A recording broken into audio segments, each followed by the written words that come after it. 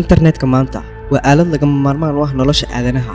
Howlo badan oo muhiim ah ayaa lagu qabsadaa, sida soo gudbinta xogaha, wararka iyo shaqada. Dadka qaar ayaa ku ganacsado, kuwana wax ayay ku bartaan. Meelo badan oo Afrika iyo adduunka ahba internetku waa qaali oo bulshada ma wada heli karaan. Qiimaha oo aad u sareeya awgeed. Soomaaliya oo ah dal hadda uu dagaal ka soo kabsanaya wadamada horumarayna aan lagu tiri karin ayaa si yaab leh u noqday wadanka ugu internetka raqiisan Afrika iyo kuwa ugu horeeya dunida. Sida ku xusan xog ururin lagu sameeyay Cable UK sanadkii 2020 laguna sameeyay 228 dal ay Soomaaliya noqotay dalka ugu internetka raqiisan daatada qaaradda Afrika, waxayna sidoo kale noqotay dalka toddobaad ee ugu raqiisan adduunka. internetka waxaan ka bartay xirfadda aan ku shaqeysto.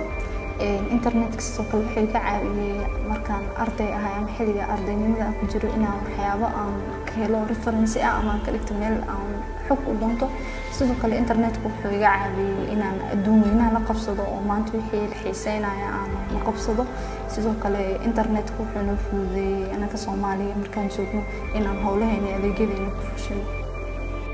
Raqiisnimada internetka waxay iga caawisay inaan dunida inteeda kale ku xirnaado oo aan ku horumariyo xirfadahayga isla markaasna aan ku soo bandhigo xirfadahayga qaab online ah. sidoo kale raqiisnimada internetka waxay iga caawisay inaan internetka ka sameeyo ganacsi iyo lacag fiican waliba anigoo isticmaalaya internet aad u raqiisa. Qaaradda Afrika tusaale ahaan Malawi halkii GB waa $25 halka Soomaaliya uu yahay 0.4. ma ahan arin iska yimid laakiin waa dadaalo ay waqti geliyeen ganacsatada Soomaalida oo isku dayay in shacabkooda u keenaan internet raqiis ah.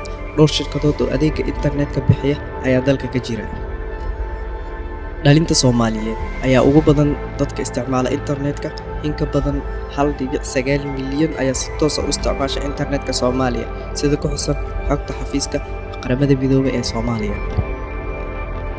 Soomaalida gudaha iyo kuwa dibadda ku nool ayuu internetku yahay barkulan ay ku wadaagaan xogtooda iskuna xal wareystaan. haddaba daawade, haddii ay Soomaaliya ka mid tahay hogaamiyayaasha dalalka ugu raqiisan mobile internetka caalamka, ma tahay mid ka faa'iideysta.